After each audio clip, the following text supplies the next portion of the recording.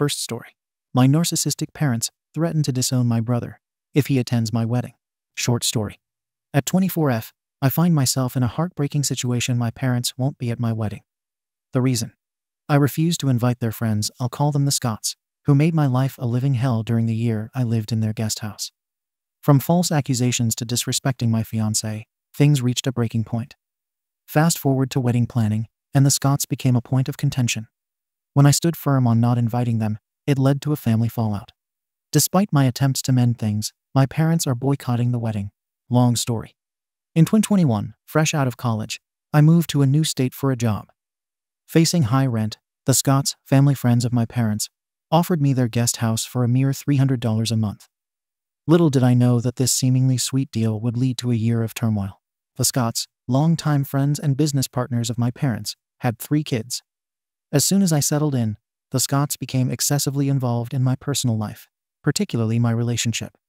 The situation took a dark turn as they fabricated scenarios for my parents, accusing me of promiscuity, rarely being home, and even planning to secretly move in with my boyfriend.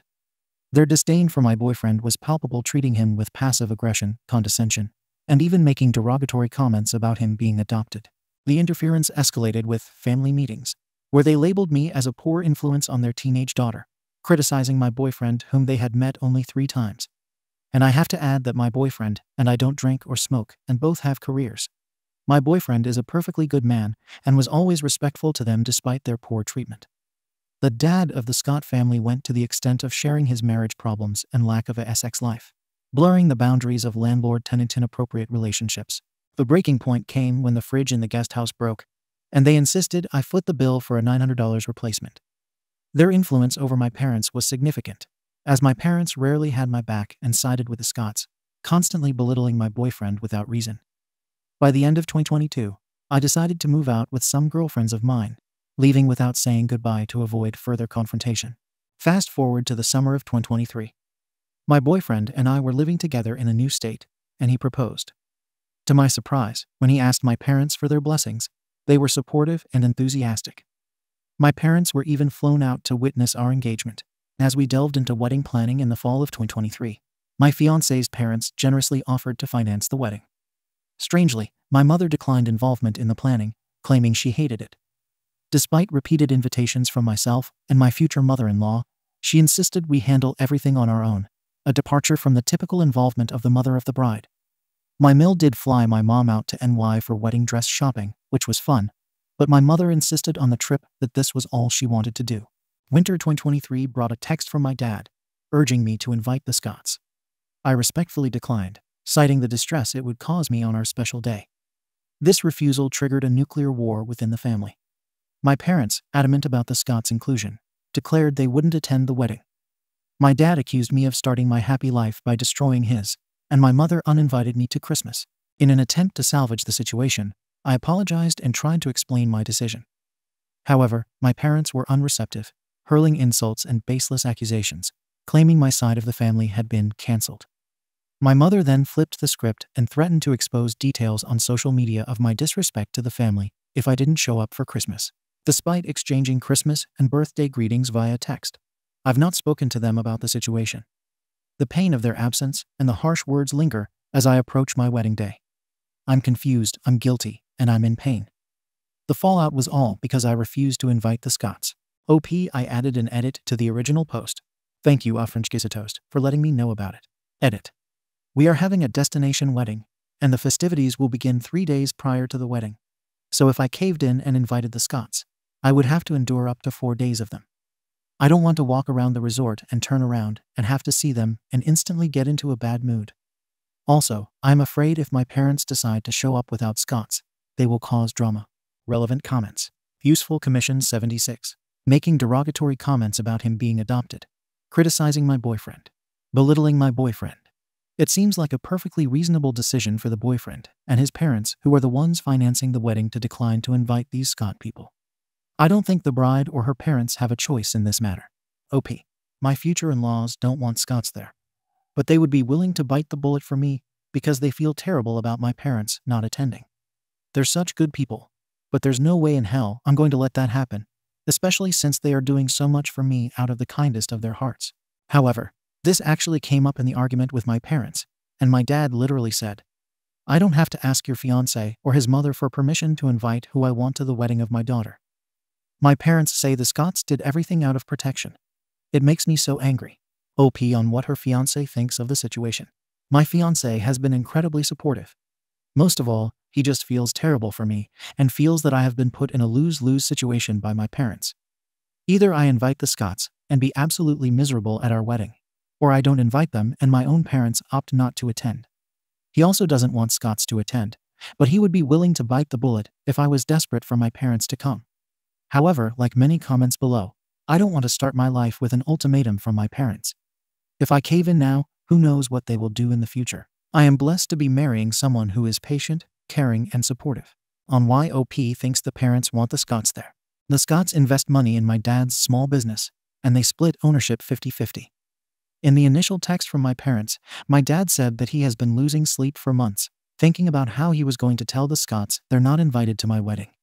I think my dad is afraid that if he doesn't invite them, the Scotts will get pissed and pull out. This is speculation, but if this is the case, then some people are right, and this is like a blackmail thing. But I don't want to feel guilty. Why do I have to invite people who give me a visceral reaction of anxiety and stress? Just because my dad is afraid to tell them no. Update.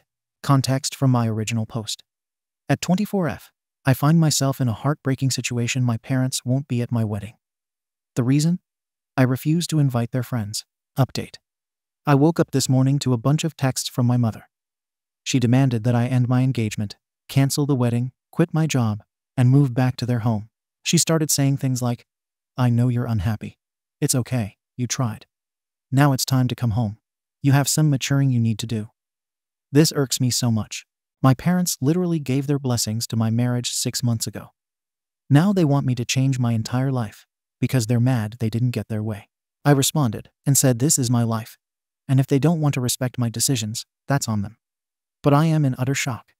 I am financially independent of my family. I have a great job and a loving partner. How did parents come up with this SHT? Update 2. Long story. 3 months have passed since my parents declined to attend my wedding.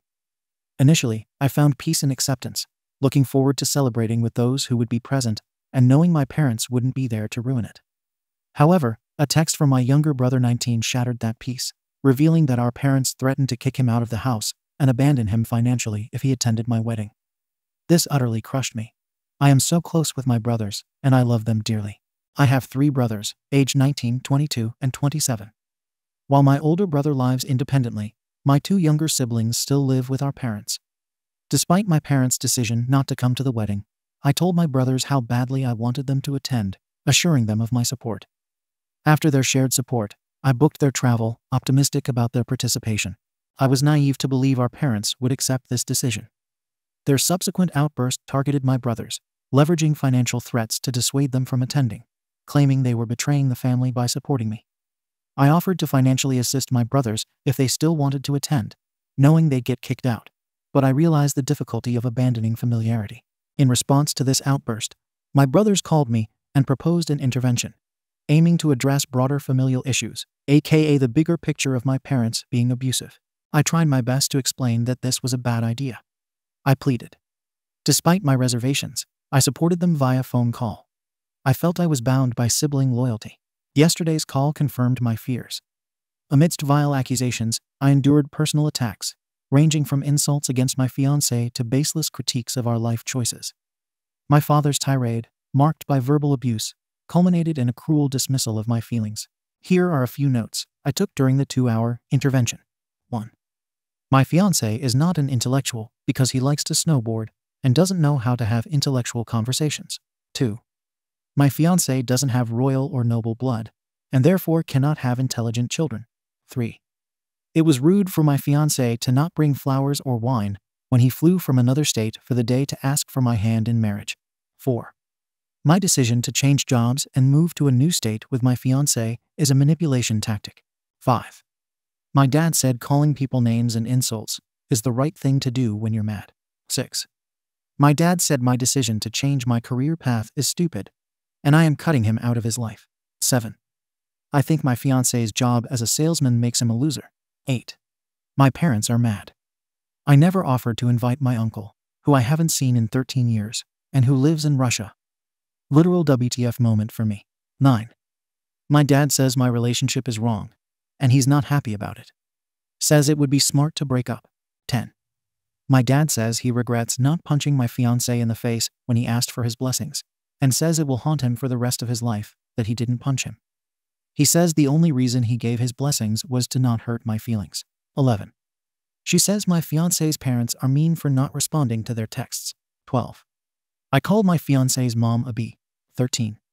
I said everyone at my engagement party is unintellectual and a redneck, and they were shocked at the crowd I've decided to live around. 14. The last minute of the call consisted of my dad screaming at the top of his lungs that I was stupid, an idiot, dumb, and a B. I started hysterically crying at this point. I felt like a little girl again. 15. He called me a liar when I explained all the horrible things his friends did to me and why I didn't want to invite them to the wedding. He even called me a liar when I explained that his friend 70 would try to talk about his sexual life with me. 16. Crying, I explained to my dad, I just wish you cared about my feelings too, because I am also really hurt and just want you to understand my perspective. He said, why the F should I care about your feelings? You don't respect me, my friends, or my values. F your feelings, you stupid B. I ended the call right there. After the call, my brothers said they would still be attending my wedding because this has become an issue of standing up to my father's unacceptable behavior. Despite my brother's attempts at defense, we were outmatched by our father's narcissism. Enduring the call was agonizing, yet crucial for my siblings to witness his true nature. Gaslit and invalidated, I felt so dehumanized. I never thought I would someday block my parents. Today marks day 1 of no contact. TLDR. My parents threatened to kick my youngest brother 19 out of the house if he attended my wedding. My brothers 19, 22, and 27 decided to host an intervention that blew up in all of our faces, as we were no match for my father's narcissism. Now I've blocked my parents, and the fate of my brothers attending my wedding is unknown. Second story.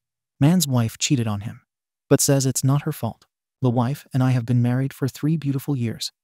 The problem is that she doesn't enjoy my hobbies as much as I do. The missus used to happily join me on adventures such as camping or fishing. Now she won't so much as go on a simple hike with me. We have a 7-year-old, and since the kiddo, these adventures have been a little tough to plan and follow through with, which I understand, but it can be hard on me.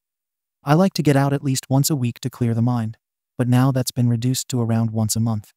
She is upset every time I leave on a quick trip to the Rockies, etc., because I'm not helping enough with the kid. I've told her numerous times they should both come along, but she never agrees to this as she no longer enjoys those types of things. Should I give up on the sights I love to see and the adventures I can't help but indulge in? I do want to be there for my family, but I can't cut these things out of my life forever. But that's what she expects of me. Advice is greatly appreciated. OP is asked how often his wife gets to leave without the kid. She has girls' weekends and nights out around once a week to every other week. She just doesn't like camping anymore, and she definitely doesn't like me camping either. She for sure does most of the hard work with our child, as I have a job, and I greatly appreciate her for it. When she goes out with the ladies, I'm there for the kiddo, and if she needs a break, I am there. It's no problem. I just want to camp more. Update. This past weekend, the kiddo and I went on a 2-day camping trip for some father-son bonding time. My wife doesn't like camping herself at all anymore and doesn't even appreciate our kid and me going. This is a big hobby for me, and I want to share it with my son. Usually we argue a lot about my trips, especially if I request to bring our child. But this time she was oddly cooperative about the whole thing, but still insisted she wouldn't join us. I was surprised, but didn't question anything, because I was so excited that she was finally allowing us to go, and I didn't want her to change her mind. I thought we had finally found common ground, and the arguments were ending. I was wrong. We had a great trip and returned on Monday. We expected to come home to an empty house, as my wife should have been at her office for a few more hours. I walked the kid up to his room, as he was exhausted and ready for a nap. After that, I walked into our bedroom to find a naked man in my bed. I recognized him as my wife's coworker, whom I have met numerous times at her work functions. At first, I was in disbelief and even wondered if I was in the right house. Then my wife walked out of our bathroom, also naked, and I had no more doubts. She looked petrified when she saw me. I have never been so angry. I yelled at the dude to get out of my house so I could speak to my wife. He grabbed his clothes and left. Then we started arguing. I never yell at my wife. We always want to keep things civil for our son, but I was so hurt I was screaming. Then my wife decides to get defensive, saying it's not her fault that I am barely around and camp so much, even though I hardly go on trips anymore because she doesn't like it. She says, "That's what drove me to do this, your neglect of this family." I was in tears at that point. I just don't understand how her cheating could be my fault. When I turned around to leave, my son was standing in the doorway, and I felt terrible for yelling. I quickly consoled him, but my wife snapped at me again, telling me to get my hands off him. Now she won't speak to me and says I can't see my child until I apologize. Apologize for what? She said we could go on this trip. She planned to cheat, and that kills me. It makes me wonder if she has done this before. I'm stuck staying with my parents right now. I don't know what to do. I want to see my son. I'm worried. I really scared my child, and of course I would apologize to him, just not my wife, but maybe it is my fault. My wife cheated on me while my son and I were on a camping trip. She says it's my fault for camping too much. Update. I'm back home now and decided it was best to get here ASAP. Things are quiet, but I'm relieved to be back in the same space as my son. Thank you all for the advice and kind words. It means so much. I'll keep you all updated if you'd like. Edit. Thank you all again for the support. I appreciate it. Sorry, I can't reply to everyone. There's a lot of you, and things are tough right now. But thank you so much. Edit. In case of any confusion, I am Canadian. Update. This is a follow-up to my last post about my cheating wife. For the past week, I have been working with a lawyer to initiate the process of divorce and gaining full custody of my son, with the exception of visitation for now until more is resolved. Things were awkward and tense for the first few days of me being back home, so my wife, using wife to keep things simple and identities private, decided to leave to stay with a guy I found naked with her. I'm disappointed at the example she's setting for our son, but this makes my decision to divorce even more concrete. I will continue to share as much as I can, if that's what people would like. But of course, court has its confidentialities that I must keep within boundaries of. I want to thank everyone for the continued support you all have shown me throughout this tough time in my life. I really do appreciate it. Edit. I just want to note that please don't just blame women or use this situation to be misogynistic. Update. My now ex-wife revealed she is pregnant with a man she cheated with and no longer wants to see our child. This is another, and most likely final update about my ex. See my past posts for more information if you'd like. I expected my last update to be the final post regarding my marriage, but this felt like a necessary thing to share. Last week, I received several texts from my ex saying she was pregnant with an unknown man's child. Obviously, she cheated with multiple other people before the one I found out about. She said she plans to keep the baby and start a family with her coworker. Other posts have context. She also mentioned that she wouldn't be fighting me for custody of our son. I told her I would be willing to split the custody, or at least keep visitation rights for the sake of the kiddo, but she insisted she didn't care about that anymore. I am honestly in awe. I'm shocked she has given up on everything about the family we had, but I am most hurt for my son. At the end of the day, she isn't worth wasting any more of my energy on. I have been spending every moment I can with my kid, and will continue to do so. I'm starting to feel more like myself again, and I can't wait to get back into adventures and nature. I'd like to say a final thanks to everyone for the support and encouragement. I will always be grateful for that. Tobias is out for now. I am coming to this conclusion as OP's wife has completely checked out of both the marriage and her relationship with her son. In the comments, OP revealed she lied about the pregnancy. Third story. OP's mom constantly crossed boundaries with her son. OP lost control and said, "You don't watch my son alone anymore. I F23 and my husband M24 welcomed our baby M in September of last year. We moved from his hometown to mine in January in hopes of saving up to buy a house. We moved in with my mom 50, something she very enthusiastically agreed to. Throughout our few months, she's been a little weird. She's constantly checking to see if he has teeth, pushing for us to stop feeding him milk, and trying to give him really complicated food like candy yams. Her defense is, I did with you, and you survived. Most recently, she was holding him and playfully asking him if he wanted water, to which I responded, "Do not give him water, Mom." She proceeds to give it to him and goes, "See, he's fine. He isn't dead." I immediately took my child from her and informed her that she would no longer be watching the baby alone since she was constantly overstepping my boundaries and doing everything I asked her not to do. She isn't talking to me now, and she told me I made her feel like a bad parent and grandparent. AITA. Is there something I should be doing to make her talk to me? Edit. I pay half the mortgage, utilities, and buy my own food to cook with. I don't rely on her for childcare. I just want to clear that up since I'm seeing a few comments about it. Relevant comments. About the water thing. Water intoxication can happen if a baby has too much water. It's recommended to wait until after 6 months, when a baby can start to handle it. Why are you so upset about the water? Kid is 6 months old. This comment is downvoted. He had never had water before. The pediatrician said we didn't need to give it to him the moment he turned 6 months old. It's just the fact that I asked her not to, and she just blatantly did it. To a deleted comment. I accept her advice wholeheartedly. She raised my sibling and me to be pretty decent humans. But I've asked her time and time again to let me learn to parent the child I pushed out. Not every piece of advice will work for my child. She parented the way she thought was best, and I'm asking for the same courtesy. This exchange downvoted commenter, but it clears up some things. Commenter. Conversely, if you're relying on someone for housing and childcare, you have to accept that sometimes they're not going to do things your way. If the mom did something dangerous, I'd feel differently, but she didn't. Don't you want mom's input? Find alternative housing and childcare. OP. I don't rely on her for childcare. She was holding him while we were sitting in the living room. Commenter. Your post says you don't want to let her watch her grandson alone anymore. So that implies that, up until now, she has watched him alone. OP. Fair perspective. I let her watch him for a couple nights, so my husband and I could go on a night date. She picked him up from daycare for me one time when I was getting off work late and watched him for 15 minutes. Do you ever listen to her advice? I ask for her advice all the time, and she does have some good gems. I always let her know my rules with my child. I'm not saying I'm an expert in all childcare, but she's also not an expert in what's best for the child I carried and pushed out. One last thought from OP. Thank you for this. It's not the water part that bothered me. It's just the part where she did it, even after I asked her not to. OP is voted NTA. Update on same post. Next day. Update. Wow, I did not realize how divided the internet was on parenting. And I'm seeing this on blogs. That's insane to me, as I'm from a pretty small town.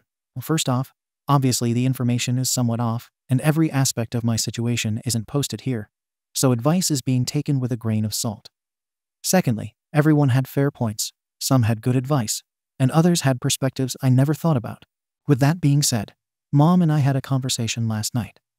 She started off defensive, telling me I was showing her that her tricks and advice weren't right. I showed her some articles and voiced my concerns. I let her know that I'm not telling her she did a bad job raising us, but times and rules changed.